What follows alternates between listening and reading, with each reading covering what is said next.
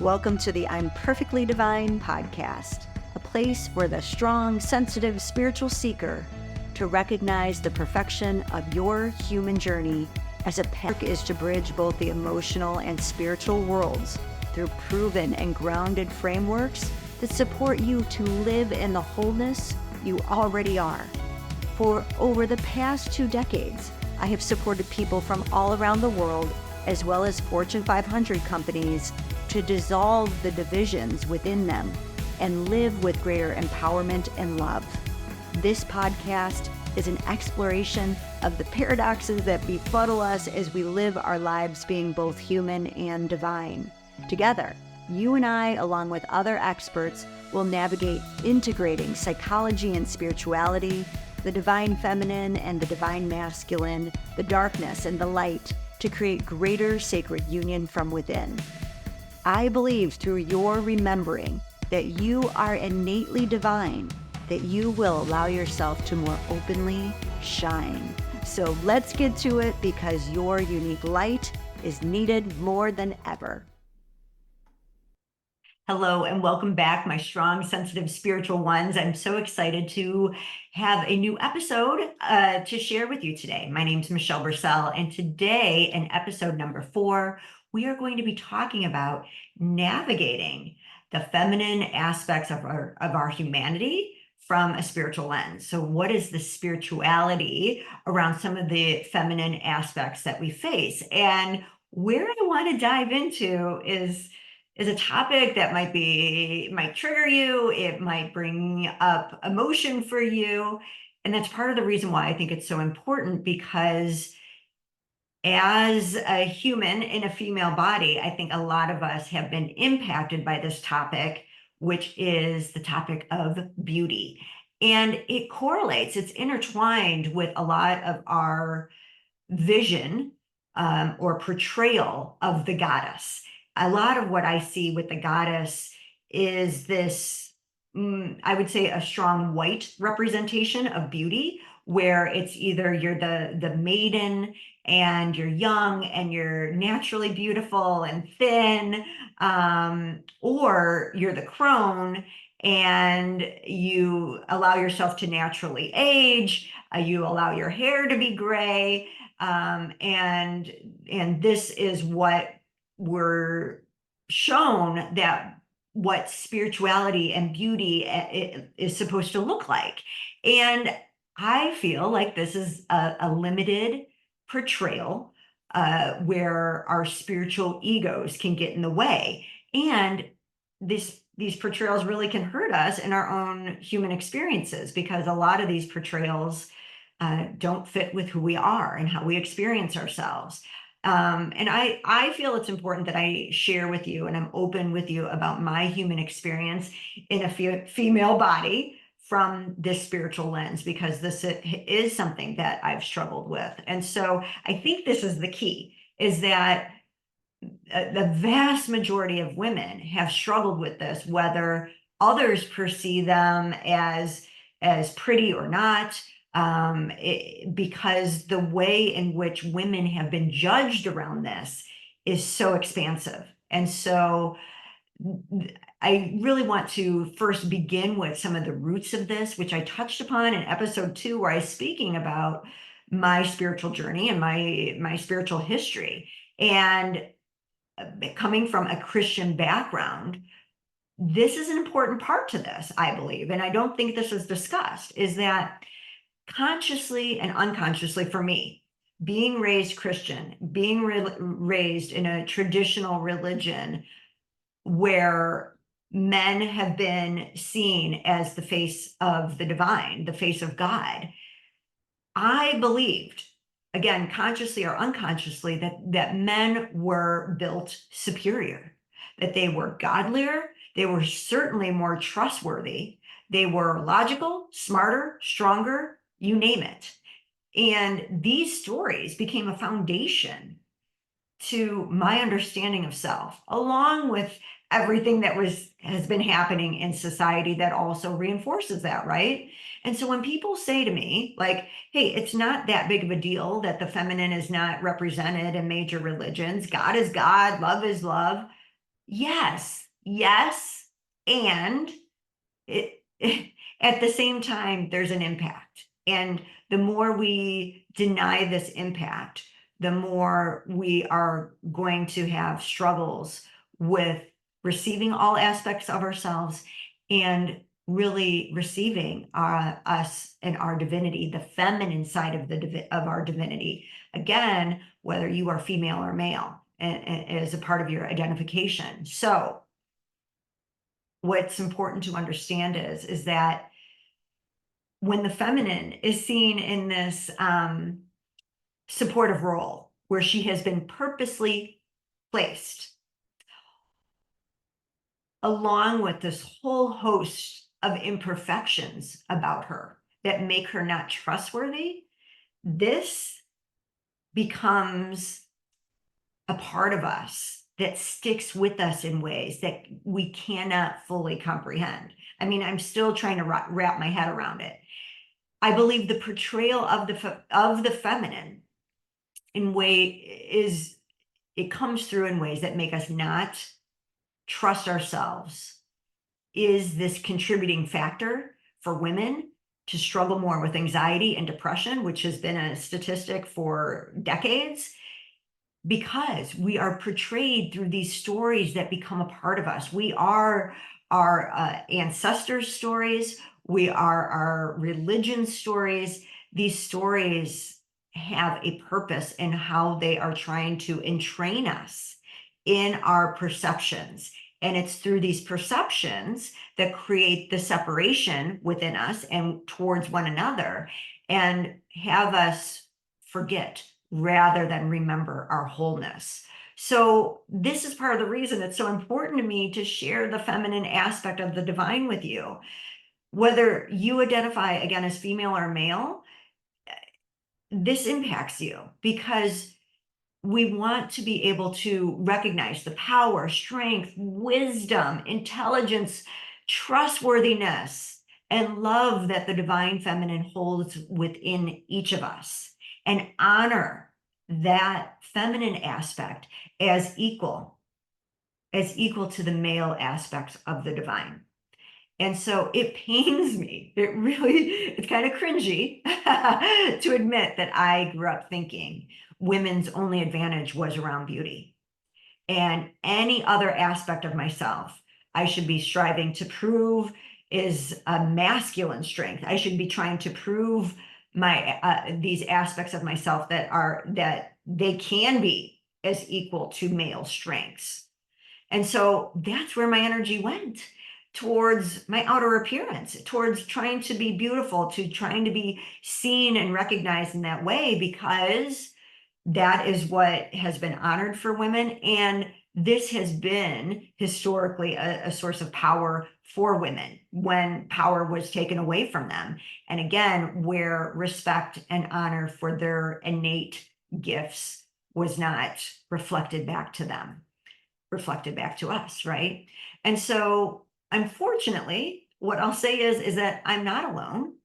And the 20 years ago or so, where that really came into a realization, where I could see that this problem of identifying myself with beauty and women doing this as well, it continues to be a problem and an issue. Dove has done a great job with their research, and they have a beauty report each year.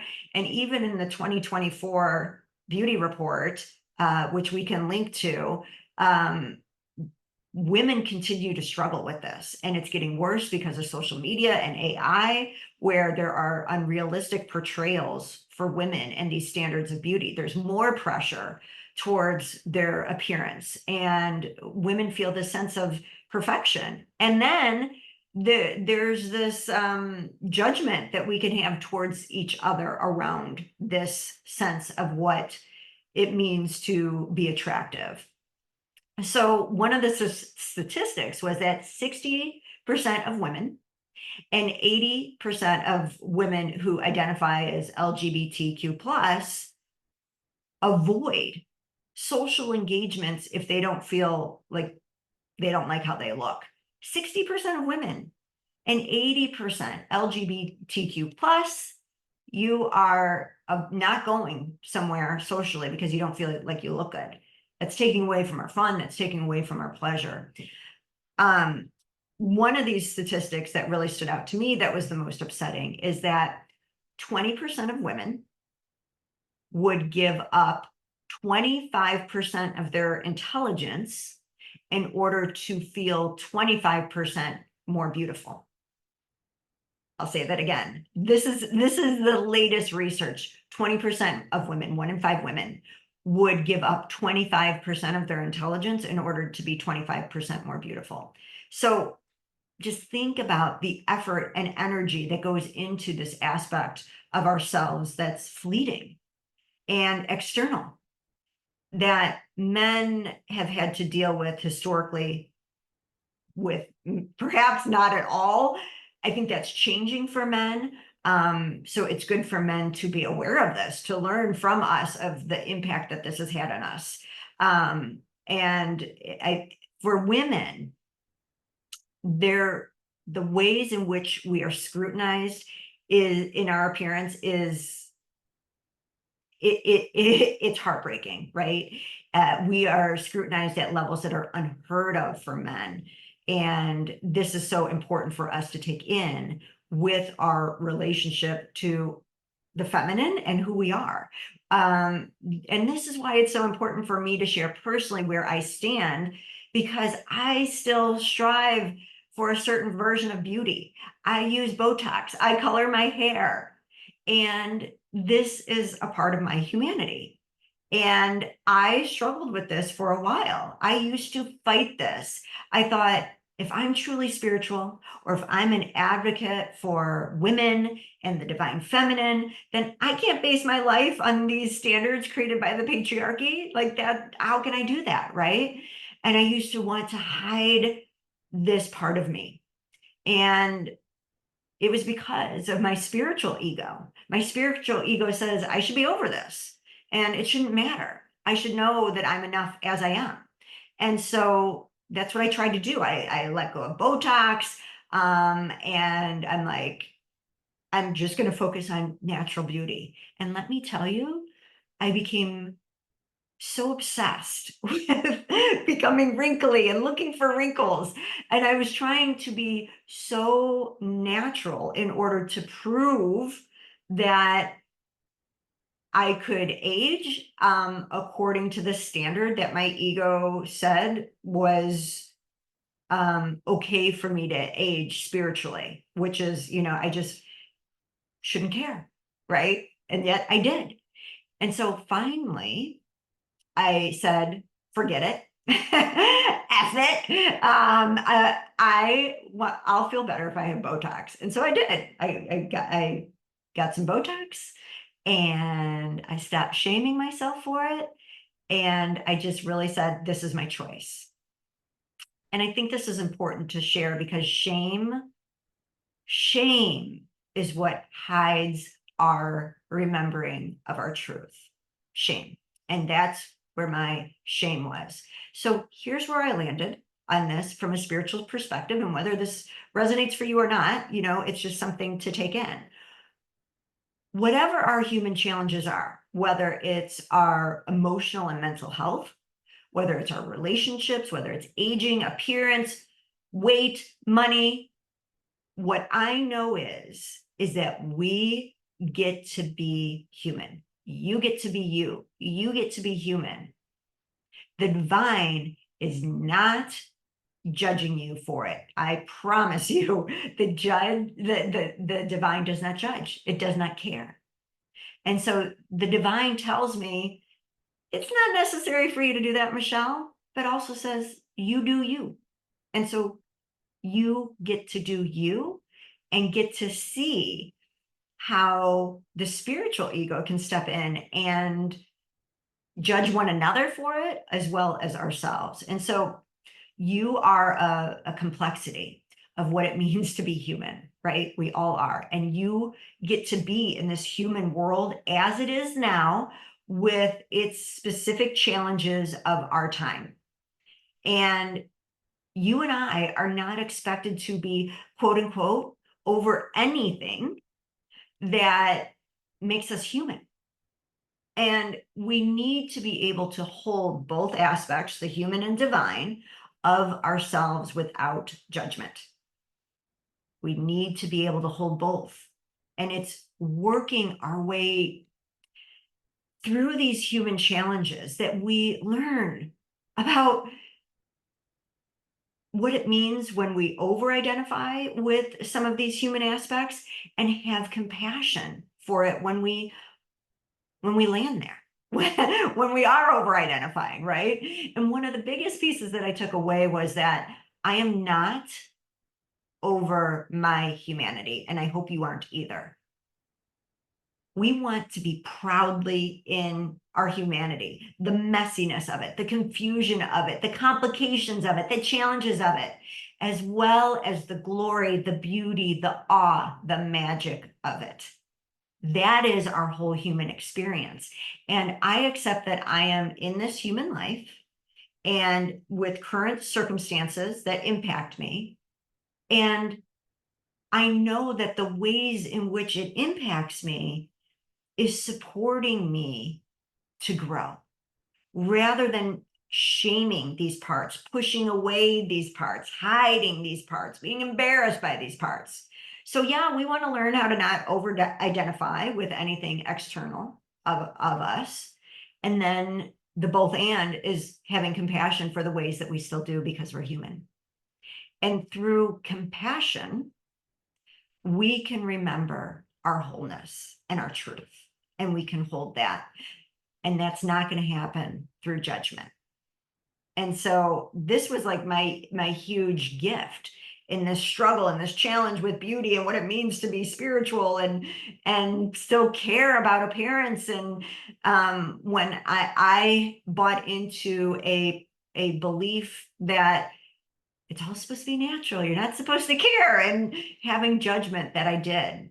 And then when I really was basing my spiritual connection based on this, how I handled this came out then in more judgment towards others. So talk about not being spiritual, right?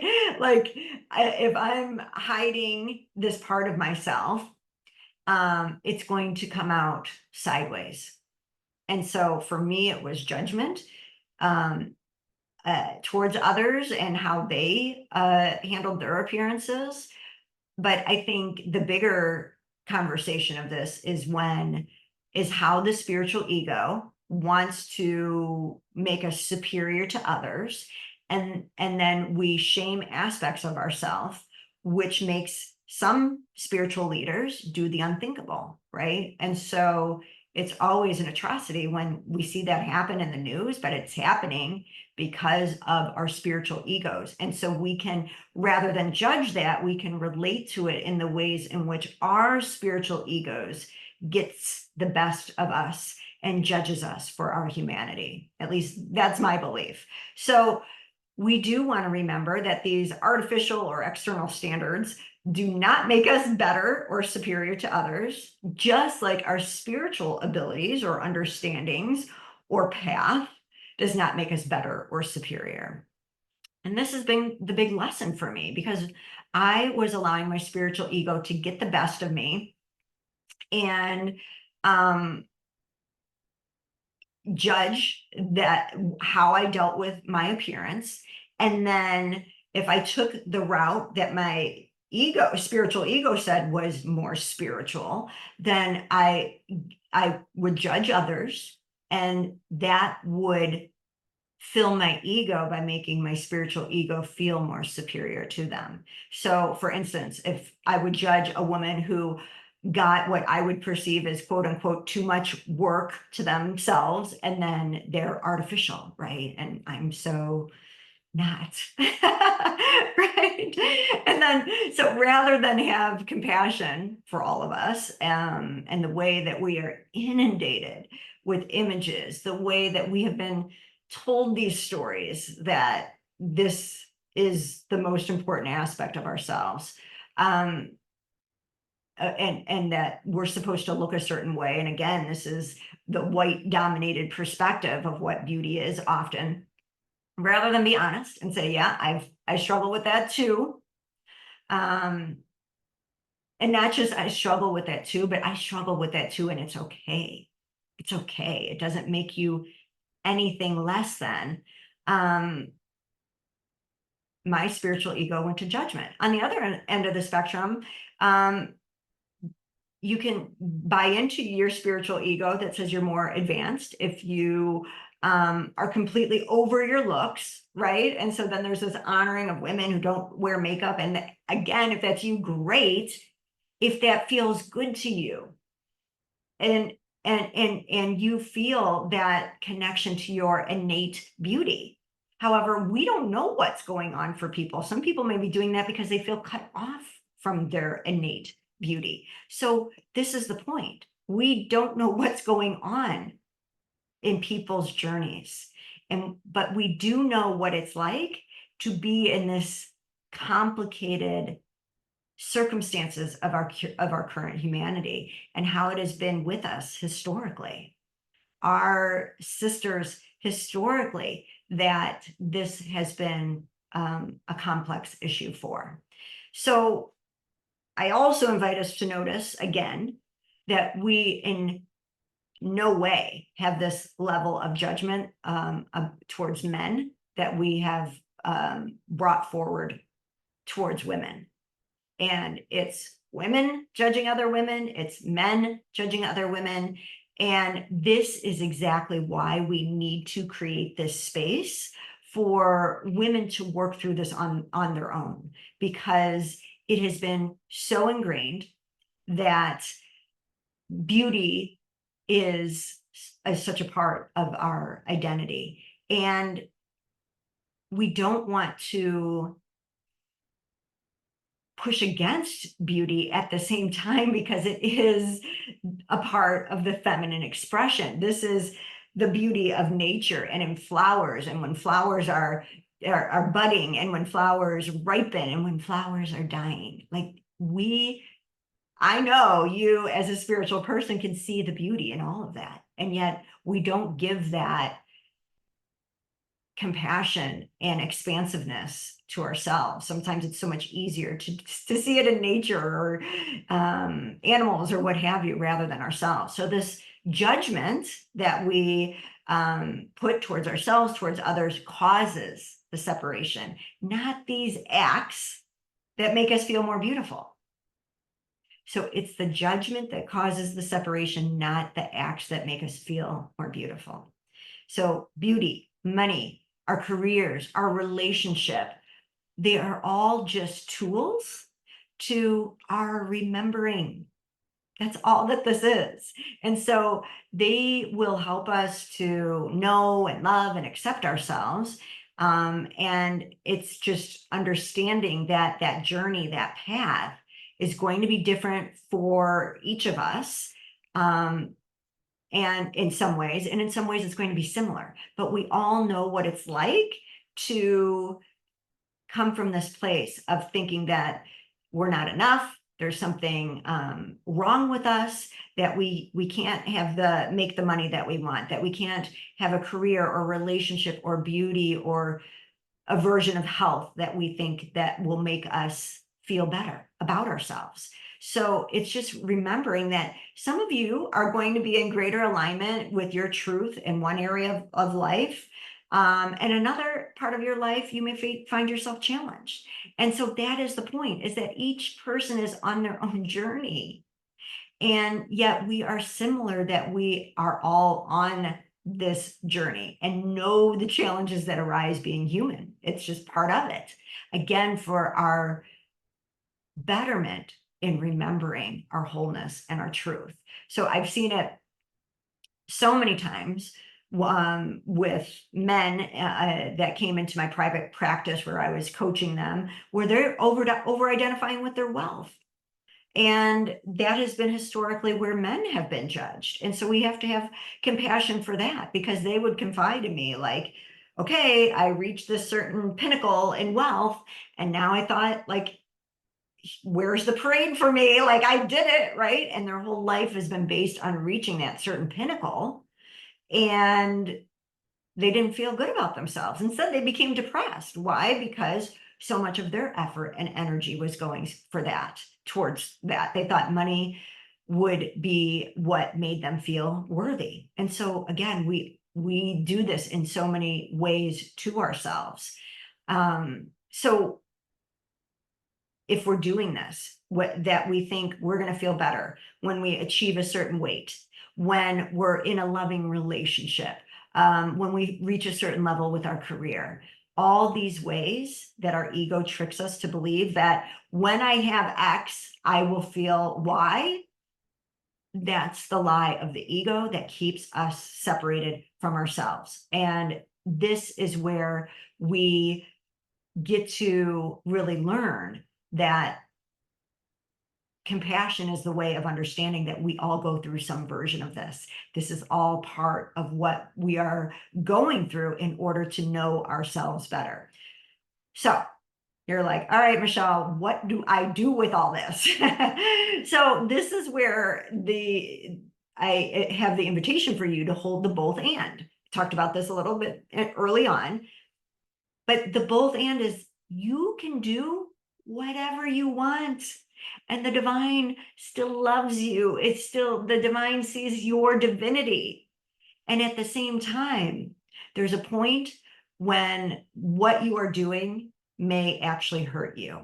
And so you get to do what you want, but you want to be aware of when what you are doing may hurt you. And here's what I mean. We want to feel good about our health, our wealth, our beauty, our careers, etc. But when it turns to those things defining us, that's when it's hurting us. And that's when we can have a reality check. And you know how the divine delivers reality checks. It's not fun, right? And one of the biggest pieces to this that I think we can get a reality check on is having some sort of health crisis, right? Because then that external stuff does not matter. It is really like back to loving yourself and in finding healing for your body and experiencing the love and support of those around you. And so we don't want that type of reality check. So do the things that feel good to you without them defining you. And then I think you're going to find that sweet spot for yourself of holding the both and then when your relationship to that is meant to shift, it will, if it's meant to. And if it doesn't need to, it won't. Remember, you are strong, sensitive, and spiritual for a reason. So you'll know what is right for you. And it's just a matter of allowing yourself both your humanity and your spiritual experience without judgment, without shame, just love. Because the shame is going to separate you from remembering, from really remembering. It's through our humanity that we learn true compassion for ourselves and others, because we've all been there. And in different ways, we've all been there, right? There's nothing to be ashamed of. And so this notion is what unity consciousness is about. It's not just about, our oneness and seeing that from that expression of love. And oh my gosh, I love everyone. It's really, can I find love where I judge myself? Can I find love where I lack compassion? Because in doing that, I'm going to build greater love and compassion for others. And so this work that you give to yourself, I promise you, is not just for you. It has these ripple effects where it takes away these veils that the ego puts over our perspective, that again separates us from our truth and separates us from our connection with one another. So the gift of compassion and understanding is it totally erases this sense of comparison and being better than that's entrained in us through these systems of power that are about power over rather than power with. So when we do that those judgments are more about falling into the patriarchy and the power over systems than some of these things that we might do for ourselves, right? That bring us pleasure, that bring us more joy, that make us feel good.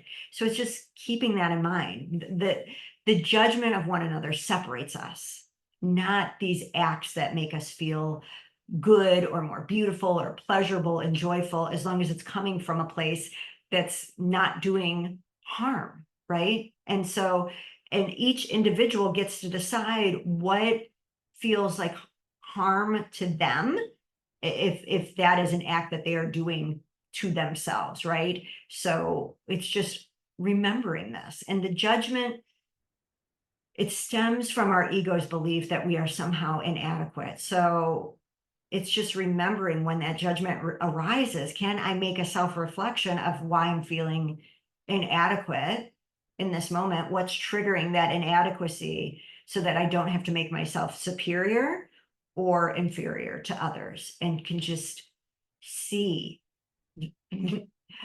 that we get to be, that we are blessed with this human journey to know ourselves more, to love ourselves more. So again, this is, I hope this, this sharing supports you in my belief that our humanity is our path to our divinity. And through our human challenges, we see and experience more of our love and magnificence, because we are giving it to ourselves. We are bringing that love back to ourselves. So we can love ourselves despite others judging us or our own egos judging us. We can create instead pathways back to our hearts, back to our knowingness, back to our truth. So while my ego wants me to be better than my humanity, my divinity wants me to honor my humanity. I'll say that again. My ego, my ego wants me to be better than my humanity, but my divinity wants me to honor my humanity, because it's a path that we can't control, that brings us so many twists and turns. And you are a courageous one, willing to live this path from greater and greater love. And there is so much beauty and significance to that. So I want to honor you for that, and honoring for remembering that you excel in one area, I excel in another. You are done giving your power away to your ego over in one area. I'm done giving my power away to my ego in another. And we walk this journey together in recognition of the totality of ourselves and our wholeness because of the gift of vulnerability. And vulnerability is a gift that I think is most fully expressed through our humanity and our human challenges. When we receive all aspects of ourselves from this level of love, there isn't anything to prove, only to remember. I am so grateful for you. I send you so much love, and I look forward to talking again next week. Bye for now.